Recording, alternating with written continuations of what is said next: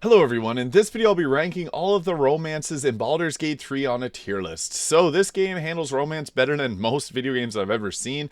There's multiple different people who can romance, and they have different ways that their stories can go depending on the choices that you make in the game. So I'll be covering all of these and my overall thoughts on them. Now, some of them have some pretty cool changes that impact the story quite greatly, in particular Gale, but starting off first, we got the Harleap. So I think the best reason for wanting to do this is if you sleep with the Harleap, you can get a unique dialogue option when you go to fight Raphael, where you can say that he is not that great. And yeah, I think that's probably the only reason you'd ever want to do this. I'm not a big fan of this one, so I am going to put it probably. I'll put it in the C tier because you do get a funny dialogue option with Raphael, but I just don't think it's a great option for romance because it's literally just a one-time thing, and yeah, that's all you get is just that cool dialogue option. But the next one that we got here is Minthara. Now, I just feel bad for Wyll, so that's why I don't think that I would ever go this route myself. Minthara is evil, and she's got our boy Wyll wrapped around her finger, so I'm going to put Minthara in the D tier. I think she doesn't offer anything good, and most of your party will disapprove of you doing that. So with that, I'm going to put her in the D tier because I don't believe it brings much of a benefit. But we're starting to get into the companions here, and they all have very unique ways that they go about their romances. But the first one we got here is Karlach, and she is, I think, the most like romance happy in the earlier parts of the game, whereas most of the others get their cool and happy moments later on in the game. Karlach also has the infernal engine inside her, so you can't get too close to her, and when that changes, you really do see a big change in her overall character. But I think that she has a very solid romance, honestly. She gets like really excited over it. There's some really funny dialogue that you get with Karlach whenever you tell her that you like her. She gets super stoked over it. She also has some very, like, she's a barbarian, so she's got some, pretty intense moments too in that regard. So she's very physical, obviously. And there's some, like, moments where Shadowheart even talks about wanting Karlach to throw her over her shoulders, and Karlach herself is quite physical when it gets to those kind of moments. So I think that she's a great choice. It's clear that she really loves Tav or Dirge. There's a few characters that I think that love the character that you play as the most, and she's up there. I wouldn't say she's as high as some of the others that I'll be talking about, but it's quite clear that she is very happy to have Tav in her life. So I would say Karlach's S tier because it's just, I feel bad for Karlach. She's got one of the most tragic stories, I would say, in the game, and you can give her, some happiness that she just never really had in life. So for that, I think that she is S tier because it's Karlach. You go watch some scenes on YouTube if you haven't already, but she has a great romance. Next, we got Wyll, and Wyll's the classic good guy in Baldur's Gate 3. So you typically have to play a good aligned character if you want to romance Wyll, because otherwise he's going to disprove and probably leave the party. You also have to save the grove, but Wyll is kind of, I don't know if I'd put him in the S tier, because I feel like his story, like, no matter what you do have to, if you want to romance him, you have to go through with his whole quest line. And from what I've seen, the quest line's pretty similar if you have high approval with him or if you romance him, so there's not a huge divide there. Kind of a similar thing with Shadowheart, who I think is also is a good romance, obviously, but both of them, if you have high approval, you don't see much change from their own quest lines and the things that they say in Act 3. So I'm going to say Wyll's probably A tier. He's great if you want to play a good aligned character, and he's kind of like the stereotypical knight in shining armor. Astarion even kind of refers to him as that, so I'll put him in the A tier because I do think it's a good one, but not as good as Gale. Now, Gale's is very interesting because he has a variety of different ways that it can end. And one big thing about Gale's romance that I want to touch on is the fact that if you turn into a mind flayer, he's the only character that continues to love you and wants to still show you off to his family. So that itself says a lot to how much, he likes Tav or Dirge. Whereas some of the other characters kind of want, like, if you turn into a mind flayer, they're like, nah, bro, you got to stay in the shadows. Like, they're kind of not ashamed of what you did because it's obviously a big sacrifice. But Gale would love you if you're a worm, the classic meme. His scenes are also really interesting. Like, watching them, you can fly around in space with him. He talks about the weave, and it's actually like a very touching story. Like, he'll ask your character to marry him too, which is honestly, like, the way that he goes about it, it's dorky Gale, but I think that the Tim Downey did an incredible job with the voice acting of Gale and made it feel very realistic. But he does ask the character to marry him, which is pretty funny. Another thing is when you have the romance scene with him, he'll conjure up a bed, which is kind of weird because we're all sleeping on the dirt floor the entire time, and Gale could do that. So, yeah, that part's quite funny. But I think it's interesting. He's very romance oriented, similar to Wyll. I want to, I guess, touch back on Wyll. He's very romance oriented, not so much in the getting into bed side of things, but more so like just in they just like your character. And I think that's important, that kind of showing the asexual side of things. I think that's important. So both of them are great characters, and I would say that Gale's is very fun because he's clearly one of the most in love with the character, so that's big. He also talks about when you say yes to marrying Gale, he's like excited to bring you home and show Tara, show his mother. And he just wants to bring you back to Waterdeep, and he becomes a librarian at that point, which is pretty funny. I think Gale is one of the most well-wrote characters in this game. Whether you play him as an origin or if you romance him, he's got a ton of different options. You can also go with the Ascended Gale route, where he becomes kind of not evil, but like the god of ambition, and you can go that route. Also, if you play as Origin Karlach, he's the only character that can make Karlach live forever. So that is, or not live forever, but he can extend her life, which is huge. So if you play as Origin Karlach, that's pretty important. Origin Karlach also has a pretty bad romance with Ascended Astarion, so kind of the dual, they have interesting interactions. But if you play as Origin Karlach, romance Gale. But Gale's a great, I would say he's easily S tier. I don't want to talk too much about Gale, but there's a lot of interesting scenes that you get with him, and he really opens up to your character. Now, they did fix the bugs. I remember when I first played this game when it released, and he was very forward with my character, because I played a good line character. And I didn't want to do I didn't really care too much about romance. I just wanted to get the Mind Flayer Parasite out because I didn't want to Google too much about this game, and I thought you weren't supposed to long rest that much. That was a bad idea. But he made a lot of advances in Act 1. They did patch it to fix it so that he's not so, I guess, hungry for your character. But yeah. Next we got Halsin. And this is one that I don't know how I feel about. Like, you got big Halsin right here. He's 350 years old. It's Halsin.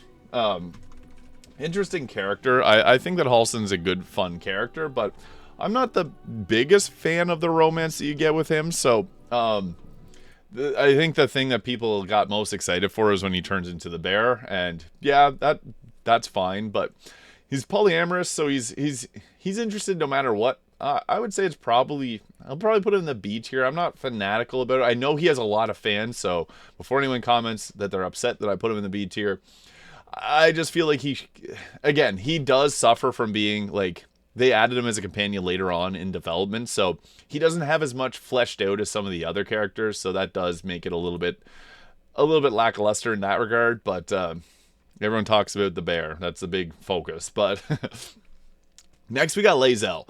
And Lae'zel's romance actually made me come around on the character a lot, because at first I thought she is very cold and against a lot of things that you do as a character, but I think that she's one of the characters that loves Tav or Dirge the most.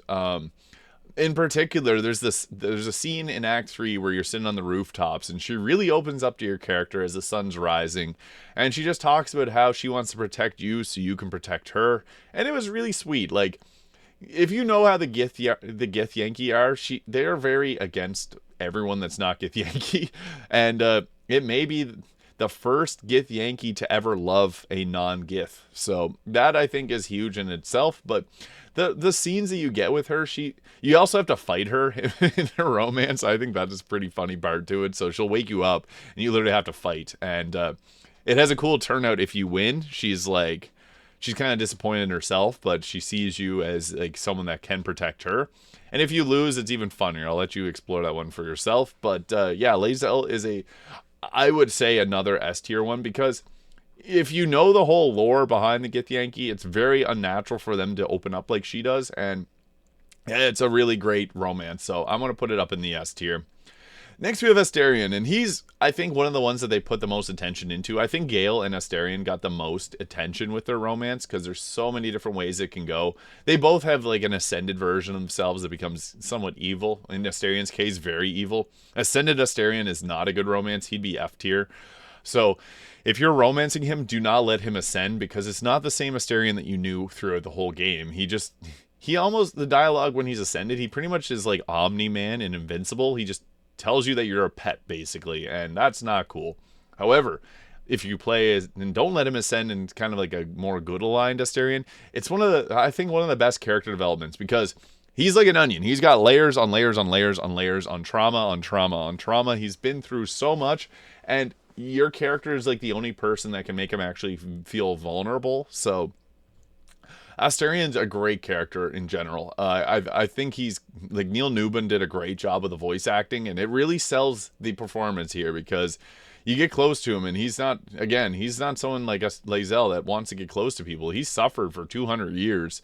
And you get a really cool interaction where you can go to his grave, where he talks about punching through his casket when he was buried and digging his way through the dirt, coughing up blood. Really crazy. It really shows you a different side of Astarion. And I would say also S tier. Him and Lae'zel are very similar in terms of, like, they have a lot of trauma. They've been through a lot, but when they're with you, they try to be a better person. And I think that is a sign of a good relationship. So for that, they are a top tier romance, I would say. All four of these here. Next, we got Shadowheart. And Shadowheart's awkward, dorky funniness, I love it. You can give her flowers, and then she jokes around about how they're poisonous, and she does little finger guns, which I think is hilarious. Shadowheart does have a cool scene. I really like the romance scene when you go swimming with her. That's, I think, one of my favorite scenes in the game. It's a really sweet moment, and it's funny that you can tell her, like, she wants you to undress yourself, and you can tell her to turn around, and then she's like, no, and just stares at your character while doing it. And I think that's just, that moment in general, that swimming scene, is one of probably my favorite scene romance-wise in the game. Lae'zel's is also really sweet, and Gale also has some great ones too, but I think Shadowheart's is my personal favorite. I'm biased to like Shadowheart. She's probably A tier, because I feel like she doesn't have as much. And as I mentioned earlier, if you are with Shadowheart, like, if you have high approval with Shadowheart, like my first playthrough, I just had high approval. I didn't romance her. It plays out much the same as if you are romancing her. Like, there isn't a big distinction like some of the other characters. So she could be A tier, but I love Shadowheart, and the S tier was named after her. She's God's favorite princess. She's a gatekeeper, and I hate her, and I think it's a great romance. Yeah, Shadowheart's sweet. She's funny. You can go the evil route with her, or you can go the good route, and it doesn't change as much as like Gale or Astarion's do, but still has a bit of a difference between the two of them. So yeah, I would say that she is S tier as well. Minthara. I love Minthara, but she also doesn't have a whole lot for her romance. Now, if you're playing as a Dark Urge, you can do a lot of different stuff with her. Like, when you guys sleep together in Act 1, you can snap her neck. Don't do that. Minthara is an awesome character. She has a lot of trauma, and there's actually a lot of cut content regarding Minthara that got taken out of the game. There was a whole pregnancy subplot with Orin that was supposed to happen that didn't. It got cut out of the game, so I wish we got to see that, but I think that she's still a decent romance, and especially if you're playing as the Dark Urge, I feel like that's a good choice to go with. So for that, I'll put her in the A tier, maybe A to B tier. I love Minthara, but I just feel like the romance has some more. It needs something else in it. Like, I have a playthrough right now where I'm currently romancing her as the Dark Urge, and it's a cool playthrough. She opens up and gets very vulnerable. Kind of reminds me of Lae'zel, but she's very, like, pragmatic, logical, and has a lot of different outlooks on things that are kind of interesting. So I would say that she's A tier. I like Minthara quite a bit. Next, we got the Emperor, and you can do this without any real consequence, because he'll wipe everyone's mind, because people will pop up in the portal and be like, whoa, Squiddy. I'm going to put him in the D tier. You do get an achievement. I don't have the achievement, but yeah, I've seen the scene, and I'm like, meh. I don't... The Emperor is a complex character. I think he's a well-wrote character, but I'm not a big fan of that. So, yeah, I'm going to put him in the D tier. Raphael, you can't really romance. This is just on this list that I had. There's a few that you can't, like Minsk and Jahara, but I'm still getting my thoughts anyways. I feel like Raphael would probably be, like, probably a C to D tier as well. Like, I'm going to put him in the D tier. I love Raphael as a character, but he's evil, and he's one that you just want to hate. Very well-wrote character. Kind of reminds me of, like, Handsome Jack from the Borderlands games, because he's charming, but also, like, you just want to defeat him. So, yeah, D tier. His singing in Act 3, though, one of my favorite moments of the game. I guess the Charess Caress, they're okay. Kind of, I would probably put them all around Halsin level. I'm not a massive fan of them. Like, these are ones that are like, I can understand why some people like it, but it's just not my cup of tea. I think they're like, they don't have a huge significance to the plot or anything, so kind of just there for fun. Bear, no, not happening. Not my thing. And then Minsk and Jaehaera. Minsk is one of my favorite characters in the game, but I don't think that he makes any sense because the only thoughts that he has in his head is Boo. He's only thinking about Boo. Boo is kind of this. Yeah, I'm gonna put him in the D tier. One of my favorite characters, though. But Jaehaera, you actually can romance her in Baldur's Gate 2, and I've seen it, so it's interesting. It's kind of weird because you find out about her husband's passing, and then right afterwards she's like, "Hey, yeah, you know what we should do?" Yeah, I love Jaehaera, so you can't romance her in this game. But actually, I want to put her in the S tier because I played my first playthrough without romance. So I'm the only player that ever played Baldur's Gate 3 that didn't know romance. Woo! But she'll actually make you a harper if you make it all the way to the epilogue party and then talk to her. So you become a harper, and my character did. So there it is. Those are the best romances in Baldur's Gate 3 ranked on a tier list. Karlach, Gale, Lae'zel, Astarion, and Shadowheart are the best of them. She probably belongs around there.